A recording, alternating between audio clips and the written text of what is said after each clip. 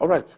The imbroglio between the federal government and the detained leader of the proscribed Indigenous People of Biafra, IPOB, Nnamdi Kanu, is getting more global scrutiny.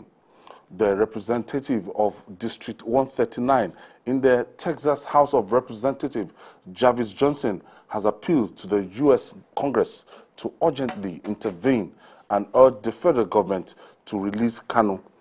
In a letter, the U.S. lawmaker said there's growing fear that the government intends to assassinate or cause Kanu's disappearance before May 29, when it takes plans to hand over to the incoming administration. Jide, what is this all about? Nnamdi Kanu has been in the detention of DSS for some months now. Months? Yes. So, okay, why raising this alarm? What's happening? No, you know, in the last few weeks too, his lawyer, his two main lawyers have been saying, look, this fellow is sick,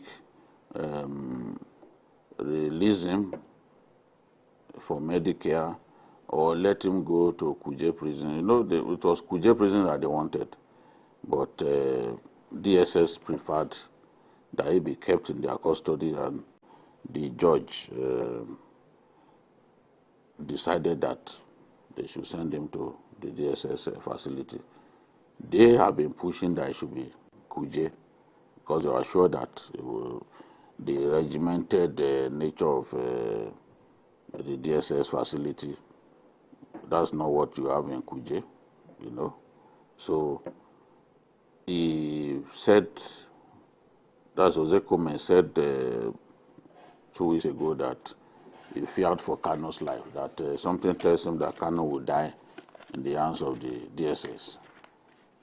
Before then, A.G. Mako, or what's his name, the lawyer, also said that Kanu was ill, that there was an outbreak of tuberculosis in the DSS facility. I think that the Americans and other people have been hearing these stories. And this Texas lawmaker just felt, look, this person is a British citizen. The manner in which he was brought into Nigeria was against international convention and all that. Is likely to die in the hands of, I think, based on all those stories that he had been hearing. But I don't think anybody in Nigeria who is truly human would allow Kanu to die. It's a big problem. Because it will cause a big problem for us. A big problem for this nation. Sometimes you never can tell what is the truth, what is actually not the truth. But I disagree with this U.S. lawmaker that this government plans to kill him before it hands over. To what doesn't make sense to what would they gain from killing him before they hand over? So this is just thoroughly exaggerated. I don't think the DSS or anybody will be so foolish as to let Kanu die in their hands. The incoming administration of Bola Ahmed Tinubu can sit down and review the situation of things now. Any government wants stability. Any government wants, they don't want any kind of instability. And if they're able to strike a deal, young man, please drop your agitation. Let's move on as a nation. We guarantee peace and drop charges against you. Before I answer that, let me say that no U.S. lawmaker is in a position to know whether Kanu will be assassinated or not. Kanu is not living in his house. Kanu is within government facility. So nobody can assassinate him there. That is one. Normally, it is agitation. When you are in detention, your lawyer will go to court and try to say, oh, you are ill, you need to go to the hospital abroad, government should grant, court should grant the leave for you to do that. So what they are doing is a normal thing. They are trying to get in touch with their contacts abroad to be able to put pressure on this government to release Kanu. It's not as if anybody wants to assassinate him or that he's going to die before May 29. It's crap. It's just the same way any lawyer will reach out to their own contacts abroad to say, help us put pressure on Nigerian government to release Kanu.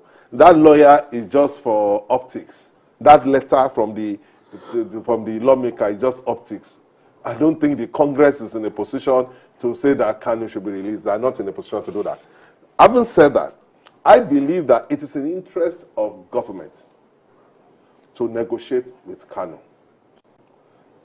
Putting Kanu in detention perpetually will not solve the problem. Instead, it has made the problem to be worse. All this so-called unknown government in the East, rampaging up and down, killing people, especially policemen, were fallout of IPOB. So what I would advise is that the new incoming government do not have, because they are starting on a clean slate, they can meet with Kanu and his lawyers to say that you must give us a guarantee that you are going to be law-abiding and you are not going to allow your supporters to do the kind of thing they were doing in the name of secession.